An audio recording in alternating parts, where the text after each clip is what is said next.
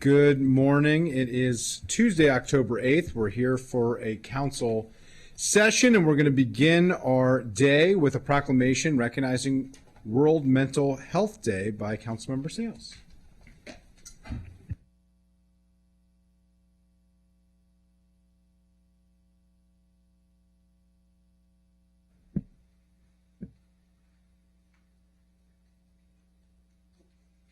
Good morning, everyone. If you are here for the World Mental Health Day proclamation with myself and the county executive, he could not be here, so we're glad to have Dr. Stoddard in his absence. Please join us.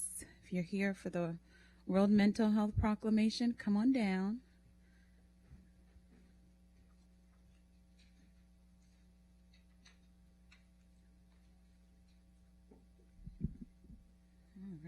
So good morning, everyone. Thank you for being here today with us to recognize World Mental Health Day, officially recognized on October 10th. We have some great advocates and organizations represented here today, and I will quickly pass the microphone if you want to fill in the galley so everyone can introduce themselves. Thank you. Beth Tabachnik, Crisis Center. Pamela Saunders, Crisis Center. Deborah Ike Lucy, Crisis Center. David Hill, Access to Behavioral Health Services. Samar Cleave, Local Behavioral Health Authority. Steffi Benjamin, National Alliance on Mental Illness, Montgomery County. Good morning, Lily Rojas, Wellness Program Manager. Amanda Cohill with the Live Well Program Wellness Coordinator. Good morning, Karen Bass, Health Insurance Manager for Montgomery County. Good morning, Kelly Collins with EveryMind. Good morning, George McFarland, African American Health Program. Good morning, Ingrid Lisama, Latino Health Initiative. Good morning, Candida Hines, African American Health Program. Good morning, Wanda Smith, the African American Health Program. Thank you all, and we will hear from Dr. Stoddard shortly. Just wanted to get started that this year's World Mental Health Day, the theme is mental health at work. So we have some advocates from Montgomery County joining us. Reflecting on this year's theme, I want to take a moment to recognize that a healthy and supportive work environment is crucial to fostering positive mental health for all workers and their loved ones.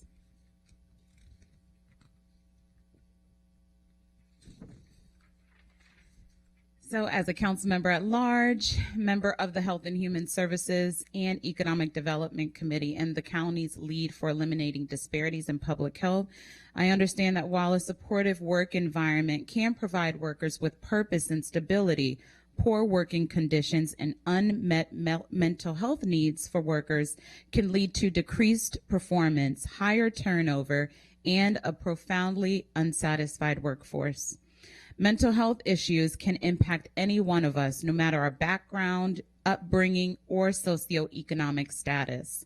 When we recognize that mental health is essential to our overall well-being, we can work to reduce barriers to care and make it easier for residents to access critical mental and behavioral health services. According to the World Health Organization, depression and anxiety alone result in the loss of approximately 12 billion workdays per year. In Maryland, our residents, including 500,000 people who make up our county's workforce, experience a higher rate of unmet mental health care needs than the national average, providing much needed context for our community's urgent need with limited resource availability and accessibility. Finally, I want to thank the representatives of our county government's Live Well program for receiving the Gold Bell Seal. It's an award for the second year as a national leader in workplace mental health. So kudos to Montgomery County government. Our county is committed to promoting mental health at work, fostering diversity, and reducing stigma. Without further ado, I will now turn this over to Dr. Stoddard, Assistant Chief Administrative Officer at the Department of Health and Human Services, to share a few remarks. Thank you. Thank you, Councilwoman Sayles. So When I saw that the theme for this year was, mental health at work, it struck a really important chord with me. Before I was an assistant chief administrative officer, I actually served as the county's emergency manager during the pandemic. And as you can imagine, and as it was for many people, that was an incredibly stressful period for me and many people in the front line who had to come in every day and face real challenges. And it was really important to me when we were having our daily calls to remind people to look out for themselves, look out for their coworkers, make sure that you're, thinking about the people who are under real stress every day, and be good partners to them. And I have no problem saying I struggled with stress and my own mental health during this period of time. It was an incredibly stressful period of time, and I only made it because I picked up a physical activity, and we'll talk about the Live Well program here momentarily. And because people called me and checked in and said, hey, how you doing? You eating healthy, you doing things, doing the right things. And, it gave me a real appreciation for the power of other people in my own mental health and the power of physical activity and exercise in there as well. And so I think that's just a really important thing that we're going to talk about with the Live Well program. That said, despite our efforts to, things like the Live Well program, we still have people who struggle with mental health every day. And an important way that we can have people be better prepared adults is to actually work with their children. And so we have the Bridges to Wellness program in our school system that helps with mental health. We have our mobile crisis and outreach teams, which try to address the critical stress in our communities. And so this is an area that the county executive and the county council are in lockstep, where we continue to invest in the expansion of our mental health programs throughout the county. Despite those best efforts, however, we saw a 19% increase in those ending up in the emergency room for suicide attempts last year in Montgomery County. And so that speaks to the power and importance of things like 988, which is our critical helpline. When you're in crisis, please do call it. If you're even approaching crisis, please do call it. Share that number broadly, widely. Do not be afraid to call. It is anonymous. There are protections in place that allow you to call safely. And so, I think this speaks to the power of collaborative government with the executive branch, the council, but more importantly, frankly, our nonprofit partners like the National Alliance on Mental Illness, EveryMind, the health partnerships. There's a lot of people who are working in the mental health space, and we need more of them. But obviously, it's an important collaboration. And so on behalf of the county executive, thank you for joining us in recognizing World Mental Health Day. Thank you, Dr. Stoddard, for joining us. And now we will hear from Kelly Collins, Senior Director of Human Resources at EveryMind. Good morning. Thank you, Councilmember Sales and the entire County Council for recognizing World Mental Health Day. I'm Kelly Collins, and I'm the Senior Director of Human Resources at EveryMind. For nearly 70 years, EveryMind has been a nonprofit dedicated to mental health. With over 25 years of experience in human resources, I've worked closely with employers to ensure that their teams have the necessary support for both personal and professional challenges. At EveryMind, we are deeply committed to fostering a culture where mental health is prioritized, not only for the individuals and families we serve, but for our own staff as well. We know that when our employees feel supported, they can perform their best. I would like to share a few ways in which we support the mental health of our employees. We have designed a comprehensive benefits package that emphasizes mental well-being. Our Employee Assistance Program offers confidential counseling and resources to any employee or family member who needs it. We've introduced 6 wellness days and 6 floating holidays, allowing staff to recharge and celebrate the diversity that strengthens our organization. In addition, our flexible work arrangements enable our employees to balance personal and professional responsibilities. To further support our team, we've launched a leadership development program aimed at empowering managers to become champions of mental health within their own teams. Great leadership nurtures well-being in the workplace, while lack of these skills can negatively impact employees, leading to stress, sleep issues, and mood changes. Looking ahead, EveryMind's hotline team is preparing for an expected increase in calls during the upcoming election season. In response, we're rolling out a new workforce wellness initiative. Hotline employees will complete a monthly professional quality of life survey, and supervisors will use this data to track trends and make adjustments based on employee feedback. By listening and responding to our team's needs, we can foster a healthier and more productive workplace. where individuals can thrive both personally and professionally. In closing, I want to underscore the importance of mental well-being in creating a healthy and resilient work environment. When we invest in mental health, we enhance not only individual lives, but the collective strength of our team. On this World Mental Health Day, Every Mind is grateful to the County Council and its ongoing dedication to this critical cause. Together, we can build workplaces where everyone feels valued, heard, and empowered to succeed. Thank you very much. Thank you, Ms. Collins. Now we will hear from Lily Rojas, the Wellness Program Manager at Live Well, Montgomery County Government. Good morning. It's an honor here to be here highlighting such an important topic as is mental health in the workplace. Despite its prevalence, we know that there is a continued stigma around mental health, and it is our responsibility and every employer's responsibility to provide resources for their employees, take care of their overall mental health and overall well-being.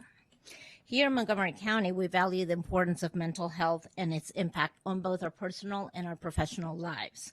We recognize the importance of supporting employee well-being to ensure they can effectively support our community and support our county residents. We took this call to action and have been able to provide a variety of programs for our employees and their well-being. Some of the programs that we offer through Live Well are mental health first aid training, various stress management programs, of course, our employee assistance program that offers counseling. It offers work-life balance and legal and financial advice. We offer tactical brain training for our first responders who are always in need because of all the crises that they deal with on a daily basis. We offer on-site resources in different topics in mental health as well as webinars so that all of our employees are able to access the resources. Our goal is to provide a safe environment to have open discussions on mental well-being. We are extremely proud of our Gold Bell Seal for Mental Health America for 2 years. It is an honor and it is a commitment from us and from the county to continue the work in mental health and to continue to provide resources for our employees. Being able to maintain good health is essential to every individual's overall health, and we remain committed to continue the work in this field. We continue committed to decreasing the stigma and ensuring that our employees feel supported. That is the most important for us, making sure that our employees feel supported and that they also feel that they can seek help when needed. Championing workplace mental health is an evolving journey. However, investing in our employees' mental well-being remains a firm commitment from our county leaders, and we appreciate the trust that you have placed in us in order to continue this very important work. Thank you, Ms. Rojas. And now I will be joined by Dr. Stoddard to read the proclamation.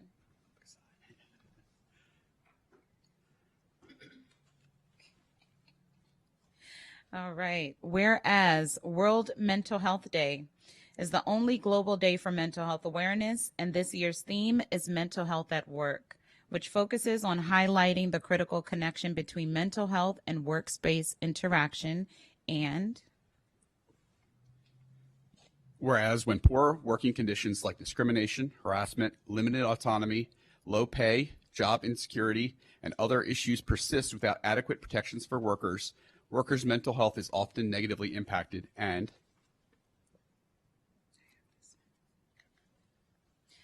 whereas over 1 in 4 adults in Maryland reported having symptoms of anxiety or depressive disorder, with 30% stating they have not received much needed mental health care.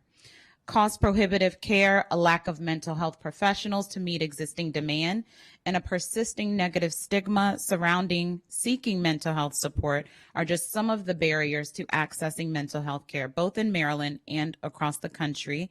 And whereas vulnerable populations such as disabled residents, the LGBTQ+ community, our unhoused neighbors, communities of color, survivors of domestic violence, and people in detention and correctional facilities all disproportionately suffer from lack of access to mental health care. And Whereas Montgomery County has made strides for their employees by implementing the award-winning Live Well Employee Wellness Program, expanding the Employee Assistance Program to connect employees to mental health professionals and resources, empowering workers through innovation, workshops to make efficient changes to their work, continuing to evolve for the staff, and setting a compelling example for employers across the county to invest in their workers' mental wellness proactively. And whereas the county is continuing its investments in our mobile crisis outreach teams, the 988 Suicide and Crisis Lifeline, school-based health and wellness centers, and various mental and behavioral health programs targeting disadvantaged populations. And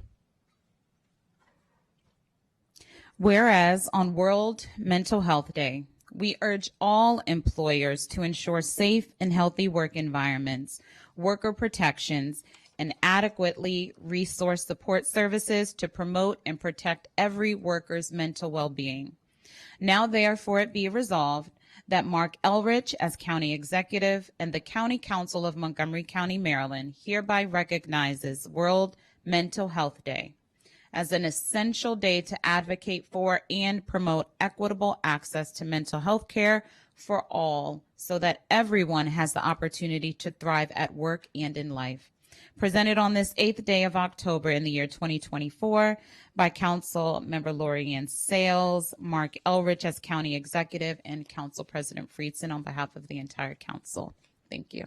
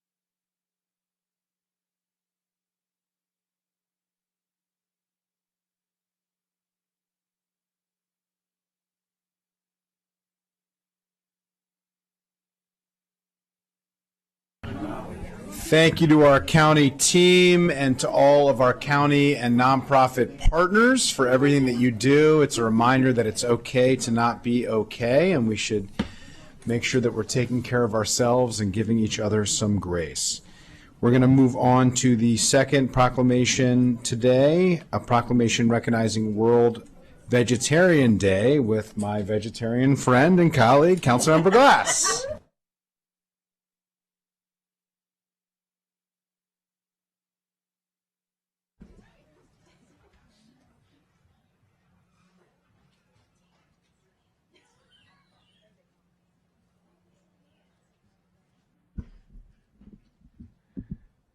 If there are any other vegetarians in the house, come on down. Don't be shy. Okay. So happy World Vegetarian Day. This is something that a few years ago I never would have thought that I would be leading a proclamation on, because I only became a vegetarian a number of years ago. I first started off as a flexitarian. And a flexitarian is someone who just reduces their meat consumption. And then the pandemic happened, and I was at home, and with fewer options, I started really having less craving for meat and pork and eventually chicken and seafood. And now it's at the point where in my house, I'm essentially vegan. And when I'm out in the world, going to events and other things that a council member has to go to, I am a strict vegetarian. And there's a number of reasons why we're having this proclamation today, and why World Vegetarian Day is an important day. You know, we recognize that better eating is better for an individual's health. There might be religious reasons why somebody is a vegetarian. Or they also might do so for animal welfare and for environmental and sustainability reasons. Here in Montgomery County, we do a lot of work leading environmentally. We are currently working through building energy performance standards to make sure that our buildings are energy efficient. We're installing more EV charging stations. We're expanding our composting and recycling. But I just want to share one statistic with you. A diet that consumes meat, an individual's diet that consumes meat, that individual contributes 10 times more to global warming than an individual who has a plant-based diet. And so there's a lot of things that we can do here, but there's a lot of things that we can do individually as well. And there's a lot of people behind me who've been doing a lot of things locally. So I'm going to let them introduce themselves, and then we can have a few more comments. Hi, I'm Angela Robotin, a member of Rockville Vegans. I'm Lindsay Van Wagner, Secretary of the Veg Society of DC. Hi, I'm Molly Kogan, and I'm the founder of Rockville Vegans. Wendy Finn, I'm a board member with the Veg Society of DC. I'm Liz Cabrera-Holtz, a member of Rockville Vegans. Fantastic. And so now I'd like Lindsay to say a few words about her advocacy and about why vegetarian lifestyle or vegan lifestyle also is really important. Here. Awesome. Thank you for having me. It's an honor to be here. To echo a lot of what Evan said, there's so many reasons to be vegan or vegetarian, and just putting the labels aside for a second, it's more about intentionality. So doing what you can in your corner of the world, maybe just being more mindful, meatless Mondays, something like that. Every little bit helps. And no matter what your main value is, whether it be for religious reasons, environmental, love, kindness, compassion, spirituality, it kind of hits everything across the board. So I encourage just looking into it, having a mind of curiosity, willingness to try new things, and overall contributing to this collective effort to improve the lives of animals and speak for the voiceless. So thank you for being here, and thanks for letting me share a little bit of my experience. Thank you so much for that. And also I'll invite Molly up to speak. Sorry, short. Thank you all for being here, and thank you so much for this proclamation. I founded a meetup group 3 years ago called Rockville Vegans. So we meet at local restaurants, whether they're vegan or have really great vegan options. We do volunteer events at animal sanctuaries. We even just like to hang out together, go to concerts, and sometimes it's nice to just have friends with all of the same mindset. Veganism means that you're trying to do the least amount of harm to animals, the planet, yourself, other humans. And having that mindset makes people come together that are really nice. So our meetup group has a lot of non-vegans that just really like being in the company of nice people. So if you are just looking for some people to hang out with that are all about doing the least amount of harm, our meetup group, it can be found on Meetups. We're just Rockville Vegans. And yeah, we hope that some of you will join us for a meal, for just hanging out, learning a little bit about the lifestyle, because it helps contribute to lower greenhouse gas emissions. A lot of people have felt healthier afterwards. And if you call yourself an animal lover, the best way to help animals is to not eat them. So thanks, everyone. Yeah, I will attest they are really nice people, and the food is really good too. So with that, I'm going to read the proclamation. The County Council of Montgomery County, Maryland, a proclamation. Whereas October 1st is globally recognized as World Vegetarian Day, and whereas research shows that vegetarian diets promote public health by reducing the risk of individual health conditions like heart disease, diabetes, and osteoporosis. And whereas eliminating or reducing our meat consumption is one way we can mitigate climate change. as livestock farming accounts for nearly 15% of all greenhouse gas emissions and 57% of all food production emissions. And whereas Maryland and the Washington metro region have consistently been ranked among the best areas in the country for vegetarians and vegans because of the diverse offerings of our local restaurants and the health consciousness of our residents. Now, therefore, be it resolved that the County Council of Montgomery County, Maryland hereby recognizes today as World Vegetarian Day. And be it further resolved that the Council encourages county agencies, local businesses, and community members to raise awareness about the benefits of being vegetarian or flexitarian or vegan. Presented on this day by me, Councilmember Evan Glass, and Council President Andrew Friedson. Thank you. Thank you.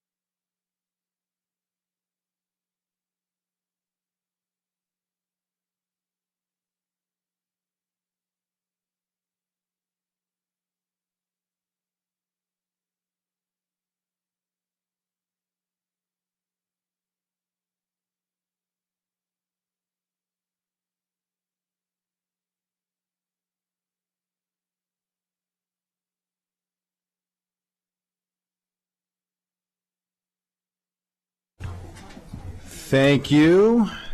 We are going to move on to general business. There are no announcements today. The minutes from the September 10th and 17th, 2024 council sessions have been circulated to colleagues. Are there any objections to these minutes? Seeing none, these minutes stand approved. We are now going to move on to agenda number 1. The council is interviewing 2 candidates today for a vacancy on the Board of Appeals, William Feller and Donald Silverstein. Thank you for being here today and applying to serve on the Board of Appeals. If you want to join us at the table, there are 2 place cards for you. You already prearranged walking up to the table, so you have the right seats. Perfect. The Montgomery County Board of Appeals is a 5-member quasi-judicial body. The County Council appoints the members of the Board of Appeals who serve on staggered 4-year terms and may be reappointed. The term of John Pentecost has expired, so we are seeking an individual to fill that vacancy. The board hears and decides cases involving land use issues, such as zoning variances and special exceptions, appeals from certain administrative decisions made by county government agencies, and hearing examiner appeals. I have a few questions for you, and then we'll open up the floor to colleagues if they have any questions. In the interest of fairness, we'll alternate who answers each question first. We'll start with Mr. Feller and then Mr. Silverstein, and we'll just go back and forth. First question, please explain your understanding of the role of the Board of Appeals and how it serves our community. Why do you want to become a member of the Board of Appeals, and what in your background prepares you to serve on the board? You just need to hit your button. Right in front of the mic. There you go. Thank you. To the Montgomery County Council, thank you for having me today. I appreciate the opportunity. My name is William Feller. My understanding is that the Board of Appeals handles uses that have to do with zoning, as you mentioned, for example, variances, special exceptions, and other such items. So the reason, let me go back to my background. I've been in commercial real estate for 30 plus years. I've done development work in the county, in the greater Washington, D.C. area, so I'm familiar with the process. I'm familiar with, in general terms, the zoning requirements. So the reason I want to serve is to basically help the community try to get their approvals, in a sense that if they want to add a garage to their house, that I can help them do that. I believe that sometimes the county zoning ordinances are a bit overburdensome, and to help the community members in their daily task of just trying to have a nice house or trying to get an approval because their land is in a unique situation. Appreciate it.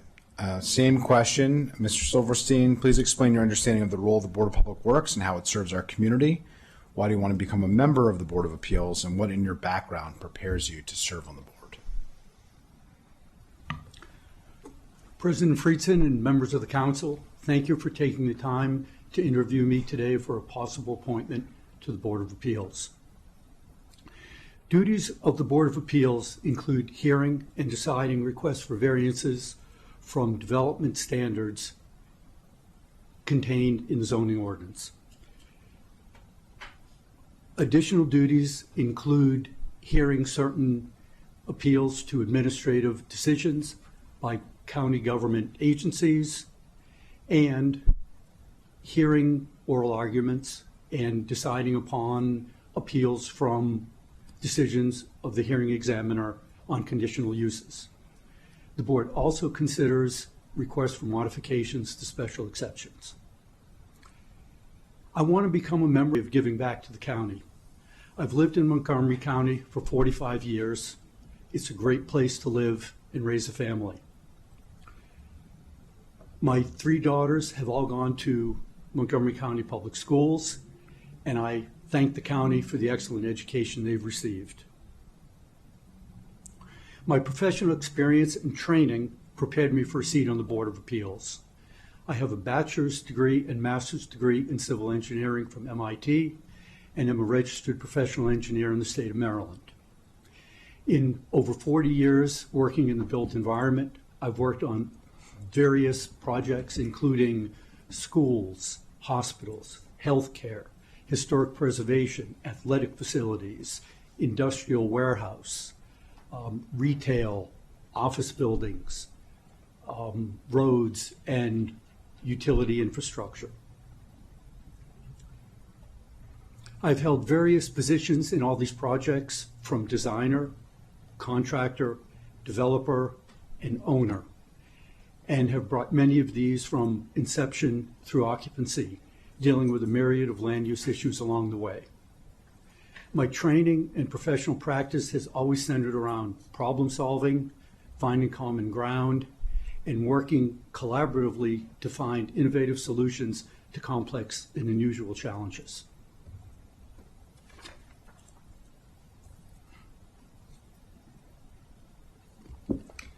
Thank you. Our second question, we'll start with you, Mr. Silverstein. How can the board best ensure within the parameters of the law that its work reflects best practices in terms of racial equity and social justice? I will use this position to be as flexible as possible in approving appeals from disadvantaged residents of the community, especially when approving the appeals will increase their quality of life or their standing, their social status and economic status in the community. Many residents are not familiar with the appeals process and do not have the resources to hire professional help. To the extent permitted by written policy and law, I will make every effort to try to approve their appeals. Barring that, I will work hard to find alternate solutions to serve the same function. Thank you. Mr. Feller? I would use my position as a potential board member to help the community, as individuals who don't have the financial resources to hire an attorney or to go through the process, or lack of understanding of the process, to give them the opportunity, someone who may have the ability to hire an attorney or have somebody help them take their issue through the process. Also, for individuals who don't understand the process, to try to educate them or teach them that what's involved in the process, and to make their potential approval within the law as easy as possible. I also think that the process itself can become very burdensome, and I can understand that people get frustrated just because they may, for example, get two different answers from two different people when they go through that process, and to simplify the process as much as possible. Thank you. Third question, and we'll start with you, Mr. Feller. Will you be able to make the time commitment required to serve on the board? Are you familiar with the Administrative Procedures Act, the board's rules of procedure, the Open Meetings Act, and any other procedural rules that govern the board's actions? I am familiar with those. I have attended meetings before, so I have gone through the process myself, so I am familiar with those rules. I am able to make a commitment. As I said, I work as an independent contractor, and therefore I set my own hours. So making the time to meet for the requirements, just not only the meetings, but also the background, obtaining the information, reading the applications, and everything else, I would be able to commit to. Thank you. Same question for you, Mr. Silverstein. Will you be able to make the time commitment to serve on the board? Are you familiar with the Administrative Procedures Act, the board's rules of procedure, the Open Meetings Act, and any other procedural rules that govern the board's actions? Yes, I will be able to make the time commitment required to serve on the board. I have been with my current employer over 30 years and have reached a stage where I can set my own hours.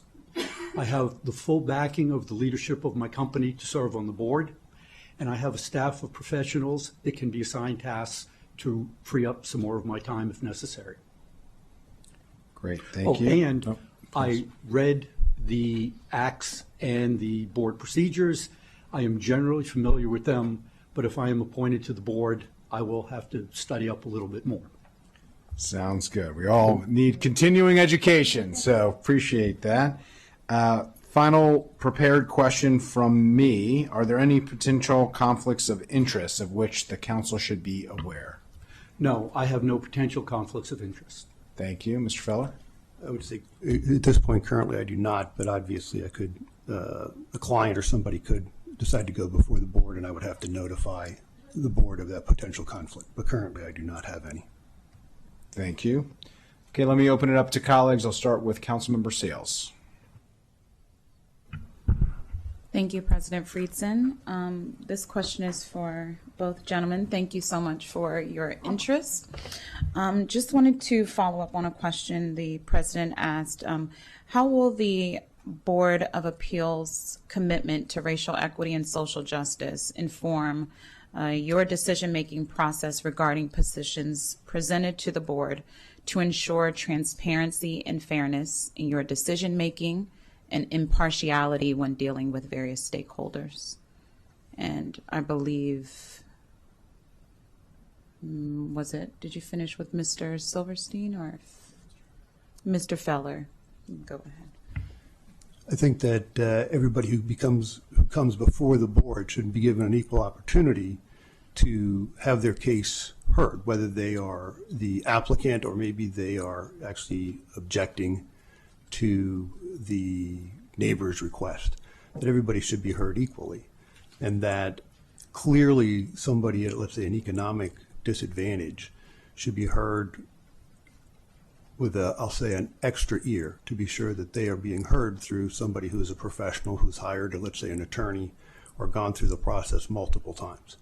That their reasoning should fall within the scope of the law, and you have to look at it from the perspective as how does it just benefit between the applicant and, let's say, one person objecting, how does it affect the entire neighborhood or community within that area? So being transparent, I think, is also being consistent in your decision making. That you have to look at, sometimes you have to look at the big picture. It's always not on a micro level, and sometimes you have to look at it the other way around. You have to look at it at a micro level versus a macro level. So there are several factors, I think, that go into making such decisions. And according to the Opens Meeting Act, all my decisions would be heard and all my statements would be on the record. Thank you. Mr. Silverstein. As I said earlier, there are a number of residents of the county that are not familiar with the appeals process, or they don't have the resources to get professional help. I believe it's a board responsibility to help those people make extra effort as the law allows. There are specific criteria that outline the options of the Board of Appeals to approve some of these appeals. We have to stay within those. But I think we can be flexible and make extra effort to make sure that those disadvantaged residents get an equal footing in their appeal process. Thank you, gentlemen. I don't see any other colleagues wishing to speak. Thank you both for your interest in serving in this very important role in this very important quasi-judicial body. We will be in touch. Thank you for joining us. Thank you, County Council. Thank you. We're going to check with the clerk to see if our two candidates for the chair position have arrived. I don't believe they have, so we'll take a few minutes to allow them to arrive since we're a little bit ahead of schedule, and as soon as they arrive, we will reconvene. So we'll take a break for a few minutes.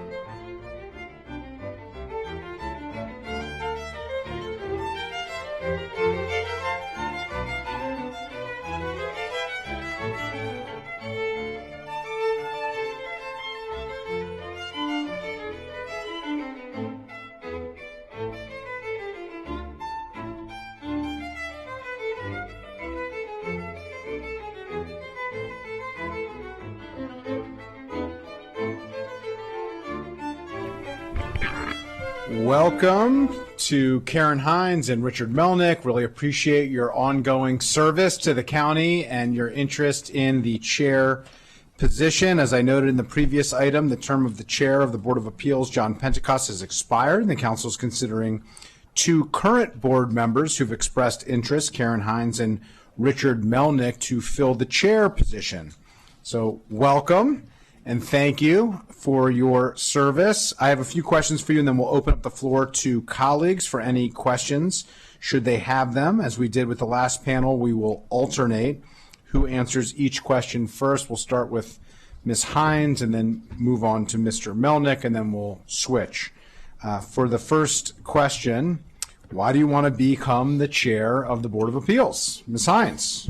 Good morning, everyone, and thank you for allowing me to come and discuss why I would like to continue to serve on the Board of Appeals.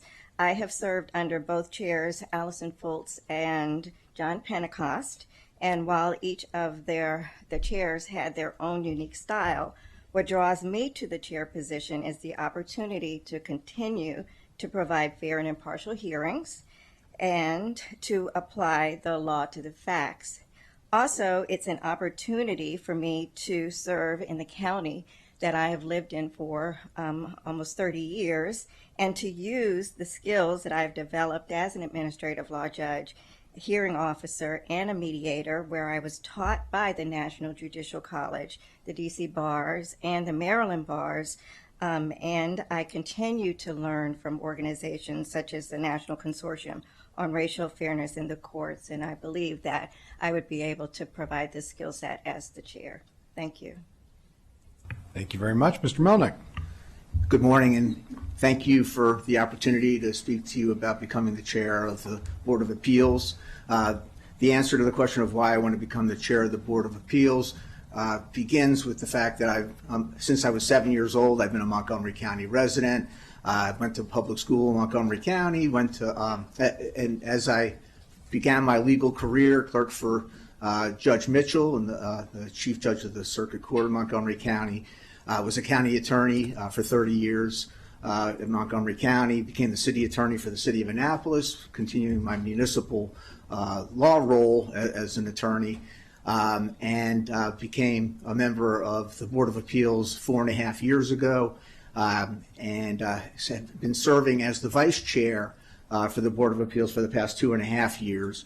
And I believe that the role of serving as chair of the Board of Appeals will allow me to move to the next step and to provide the citizens of Montgomery County fair due process hearings in which they have an opportunity to be heard in a forum that has integrity, that provides them the opportunity to have their concerns and disputes and issues resolved on issues that literally hit them at home, on their building issues and issues that deal with their land use.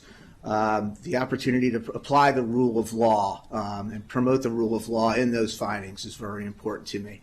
As president of the Bar Association for Montgomery County and my involvement on the Board of Governors for the Maryland State Bar Association, it's always been very important to me to promote the rule of law, to provide for full, fair, open hearings with impartial, neutral arbitrators or finders of fact, and it's for those reasons that I seek to become the chair. I also want to further my vice chair position and move up again to the next step.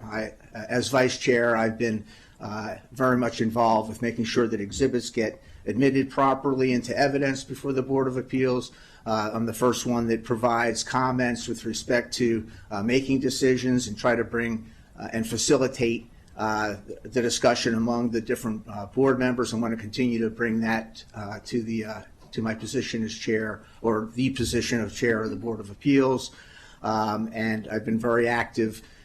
If you look back at the records, I think I have either made or seconded as many, if not more, motions at the Board of Appeals as the chair has, and I want to continue to be an active member in serving as the chair and bringing collaboration and cooperation among the board members, and again, full, fair, due process, and the opportunity to be heard to the citizens of Montgomery County.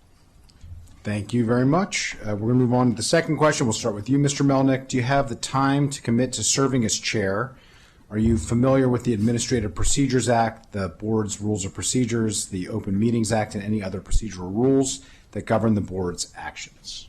Yes, and thank you for the question. I do have the time to commit to serving as the chair. I know there's a greater commitment than serving as a board member. I know that there are meetings with the director of the Board of Appeals, Barbara Jay, perhaps discussions with Catherine Lloyd, the Associate County Attorney who's assigned to the Board of Appeals, and other administrative types of situations, and also giving forethought to the idea of collaboration and consensus building among the members, strategic planning perhaps among the Board of Appeals members so that everybody's on the same page and understands our mission and goals and values in a meaningful way.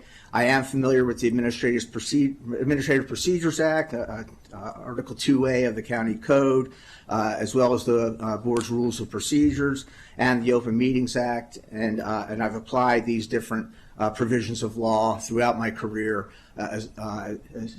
specifically as a county attorney, in which the Board of Appeals was one of my clients for a number of years, and in serving in various capacities at the state level, and a different municipality, the city of Annapolis, dealing with the Open Meetings Act was definitely a section of the law that I was very familiar with and had to apply and utilize in guiding the mayor and city council for the city of Annapolis. Thank you. Ms. Hines, do you have the time to commit to serving as chair, and are you familiar with the Administrative Procedures Act, the board's rules of procedures, the Open Meetings Act, and any other procedural rules that govern the board's actions? Yes, I do have the time to serve. I recognize that it is a significant time commitment that involves reviewing decisions and other documents that may be called upon. And I may be called upon to write decisions, also answering questions from the staff, holding meetings with the staff and other board members related to operational issues, as well as legal questions that may arise, as well as scheduling and attending meetings, such as with the Department of Public Services and other departments, and also attending budget meetings. I currently work for the Maryland Secretary of State, but because the role of the chair is important to me, I will carve out the time necessary to effectively accomplish these duties. And yes, I am familiar with the Administrative Procedure Act, the Open Meetings Act. I've also taken trainings related to the Open Meetings Act. And I have served on the board from 2005 to 2008, and then again since 2021, and am familiar with the board's procedures and their rules. Thank you very much. We're going to move on to our next question and start with you, Ms. Hines. Do you believe that it is the job of the chair to build consensus? And could you tell us a time when you helped achieve consensus among groups or individuals with differing points of view? Yes.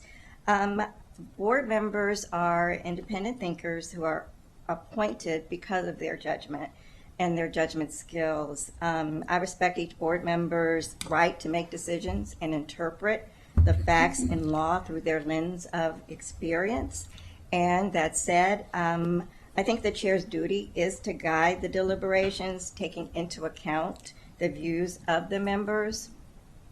And as far as a time where I had to build consensus, when I joined the Secretary of State's office, I organized a Black History Month celebration event, and that required that I had to get consensus from the department heads and also related to the topic and what the topic would be. And we kind of fleshed it out where it became Maryland's history in the Voting Rights Act.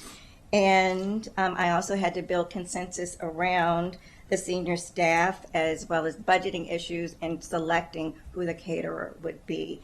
And so I am very adept at building consensus among senior staff as well as other staff members.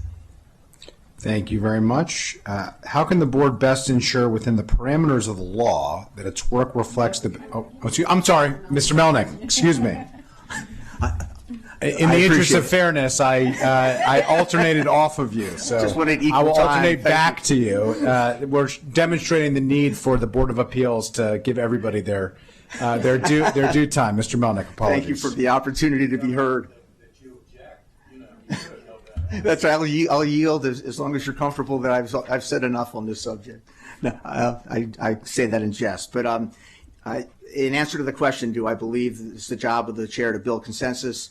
Yes, I think that it is. I know, as Ms. Hines just pointed out, each of the members of the Board of Appeals is an independent thinker and brings their judgment and prism of reality to the process. But I do, having said that, I believe that the chair does have a role in building consensus to make sure that while each of the votes that the Board of Appeals might take is an up or down, yes or no vote, the process by which you arrive at the decision of yes or no needs to be one that involves open communication, in which people feel free and safe in the environment to express their ideas, their concerns, their suggestions along the way, so that their voices are heard in a meaningful way as part of the majority vote necessary for a particular decision before the Board of Appeals.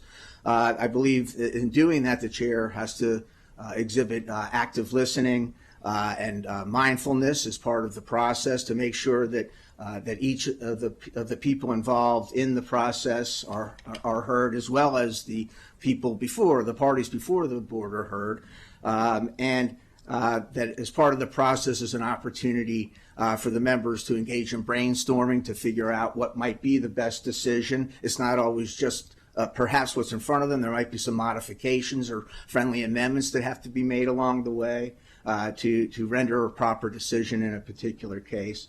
And it's this sort of problem solving as a group and in a safe environment where there is this ability to feel safe and present your view, not just have one person make a motion, have a feeling that everybody has to agree with whatever that motion is, or feel as if there's going to be some disagreement that's uncomfortable along the way. There needs to be a level of comfort in having the discourse so that there is a cohesiveness in making the decision and having some consensus, even in an up and down majority vote.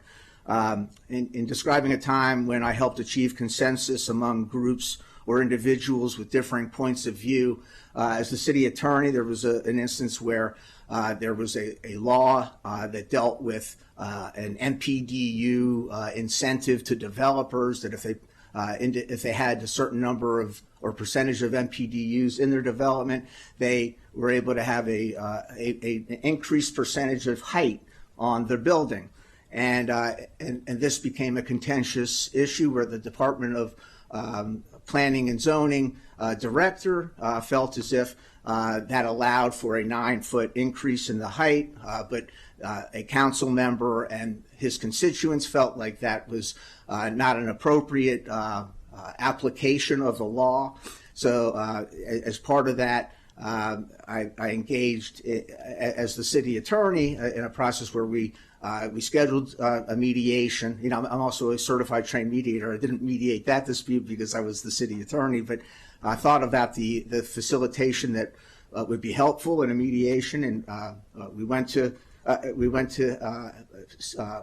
meetings with the mediator to try to resolve that. I had separate discussions with the city council member who had the particular interest and constituency that had the views that were contrary to the Department of Permitting and Zoning's opinion, and I created an environment where there was open communication to express our ideas, concerns, and suggestions, so that at a minimum everybody could save face and not feel as if they were being undermined as part of the process. We had, I encouraged active listening to again encourage mutual understanding among the parties, so that even though they might have had differing points of view, they were in a position to listen and understand what the other side's positions were, and develop a mode and environment where there could be problem solving, brainstorming and problem solving, to try to apply the law to the facts of the case and try to find a resolution that everybody could live with. And that was a process where I was engaged in trying to establish a consensus among the group members. Thank you. How can the board best ensure within the parameters of the law that its work reflects best practices in terms of racial equity and social justice? And I previewed this earlier, but we'll start with you, Mr. Mellor. Sure, thank you. The Board of Appeals, as you know, is a quasi-judicial body, so it hears individual cases. And within each of those individual cases, I believe the Board of Appeals has the opportunity, again, and I use the word mindfulness, and I think this is a good scenario to describe that the board would need to engage in mindfulness, to be considering within the scope of what is before them, in the back of their minds, be thinking about how does this or might this create a disparate impact on people who are minorities, or who have been historically discriminated against, or who might be among the groups of people who need protection or are vulnerable in our society. To be thinking about this in each case that we hear is an important aspect of it.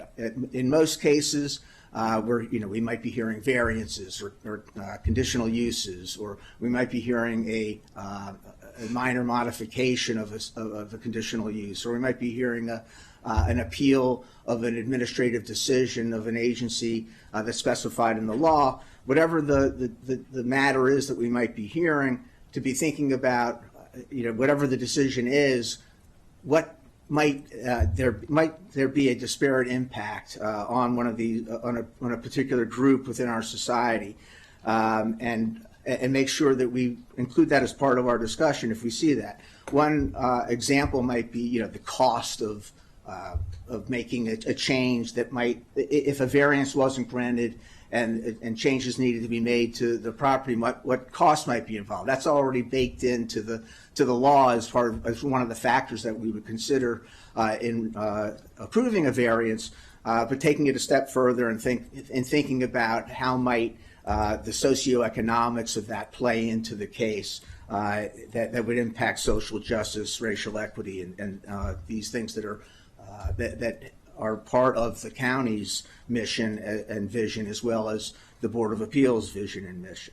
Another aspect of this, as chair and as a member of the board, is to notify you, the county council, in situations where we see that the law or the regulations or the policies and procedures unintentionally might have a disparate impact on these groups, so that you're aware of that and perhaps suggest changes to the law or regulations or policies and procedures, so that they can remedy the unintended evils that might be either lurking in the law or that might need to be where the law might need to be modified in some way in order to remedy those problems.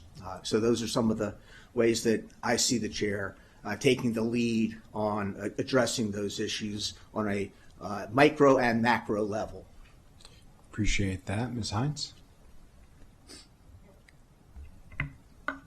Yes, the issues of racial equity and social justice are part of my values. And as part of that, I am the treasurer and coordinator for the National Consortium on Racial and Ethnic Fairness in the Courts.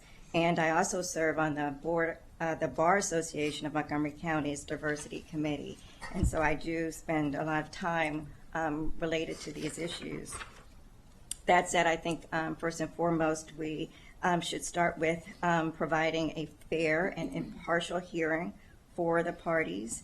And also as chair, I think that it's important to have careful and culturally competent communication. Having continued training in this area for board members as well as staff.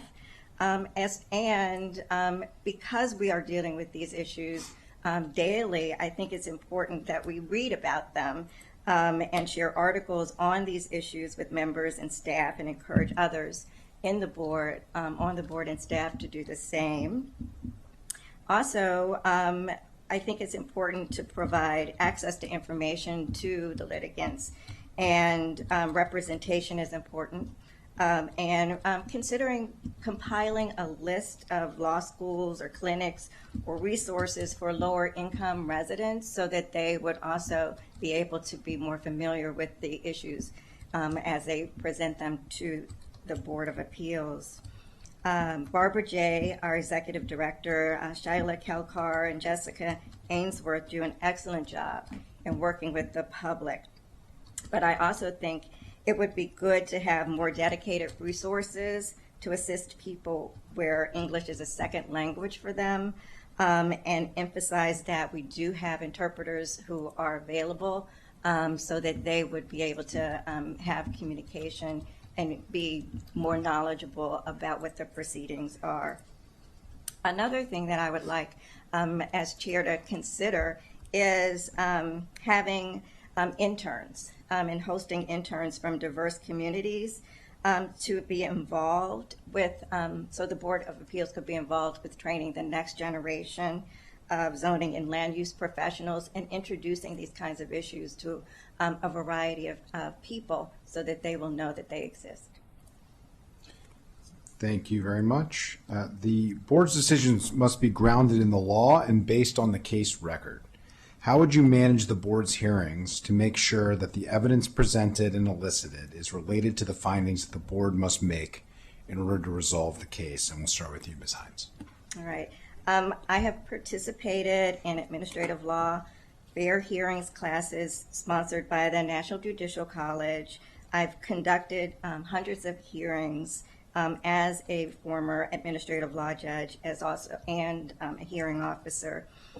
Hearings should be orderly, efficient, and encouraging the parties to provide relevant information so that the decisions that we make are based on the facts. Also reviewing the submissions of the parties, recognizing the issues in the case. Do they meet the standards, for example, for minor modifications? Or have the parties met the standards and requirements for variances if they're trying to build a carport or enclose a porch or provide an addition to their home? Also making sure all parties have an opportunity to be heard and having board members be able to make comments or ask questions that they feel that they need to raise. Making sure that all the evidence and documents that are discussed are entered into the record so that they can be considered and part of the record. And then checking with the court reporter to make sure that he or she has everything that they need before the conclusion of the hearing. And so that is how I would make sure that the decisions are complete. Thank you. Yes, thank you. This question sort of speaks to the fact that as part of the decisions, the Board of Appeals needs to establish a meaningful and appropriate record, findings of fact and conclusions of law in rendering a decision. And I would, and I do as vice chair currently, I'm involved with making sure that the record is protected, if you will. I'm responsible for the hearing file and the admission of the records into evidence. As part of my role, I make sure that where there might be a demonstrative exhibit as part of the hearing, there are times when a witness might start pointing at the exhibit, and I'm conscious and mindful of the fact that the hearing is being recorded on audio tape or in an audio way, not visually, so that so what I do is I make sure that the witness's testimony reflects in a way that can be captured in an audio way where they're pointing on the exhibit and how that relates to the demonstrative evidence, so that it's not lost by the witness describing something and making gestures like this that are not captured by the audio communication. So that's one of the ways that I try to and would continue to protect the record, to be conscious of the fact that that's going on within the hearing, to make sure that those questions are, perhaps might need to pull back for a moment within the hearing itself to make sure that it's clear from an audio perspective what's being described by the witness. That's one way that I would make sure, and I have made sure that we protect the record. Other ways are to ask relevant material and meaningful questions of the people who present the evidence before us, to move the conversation along in a way that's consistent with the law and facts that must be presented and proven to meet the burden of proof by the applicant in a proceeding, to not necessarily only assist the applicant in the case, which it does, but also to preserve and protect the record and the process of applying the rule of law to the facts that are presented in the case, so that conclusions of law can be rendered based on those findings of fact. So those are some of the methods and practices that I would undertake and have undertaken in my 4.5 years as a member of the board and 2.5 years as vice chair of the board, in ensuring that these decisions are grounded in law based on the facts in the case, and that conclusions of law can be rendered from those findings of fact. Appreciate that. Okay. Are there any potential conflicts of interest of which we should be aware? We'll start with you, Mr. Melnick. There are not any conflicts of interest of which we need to be aware, and there aren't any conflicts of interest, period, whether you need to be aware of them or not. And, and I'm careful to make sure that whatever activities I might be engaged in, if they might pose a question, to contact the Ethics Commission and the director of the Board of Appeals, if there's ever a situation that might raise the question, to make sure that the proper people are making the decision to ensure that my activities are permissible under the ethics statute, so including conflicts of interest. Thank you. Ms. Hines? I don't foresee any conflicts, and like Mr. Melnick, I do communicate with the executive director and also the Ethics Council if I am involved in any activities that I think should be disclosed. However, but if I do find that there are conflicts, I will disclose them and recuse myself if necessary. Great. I don't see any colleagues with questions for you. I'll just reiterate how appreciative we are for your continued service on the board and for your interest in this expanded role. We will be in touch and really appreciate you joining us today and all of your service. So thank you so much. Thank you and the rest of the Thank council you. for the opportunity. Yes, thank you as well. Thank you for your consideration. Appreciate it. We are very lucky in Montgomery County to have so many residents who are willing to step up and serve in these very important roles. So thank you so much. We're going to move on to item 3 on today's agenda, which is the consent calendar. Speaking of consensus from the Board of Appeals, and I see the consensus already showing from our colleagues on the board, making sure that nothing is left here in the council chambers. I'll entertain a motion to approve the consent calendar. Moved by Councilmember Jawando, seconded by Councilmember Lukey. All those in favor, please indicate by raising your hand. That is unanimous.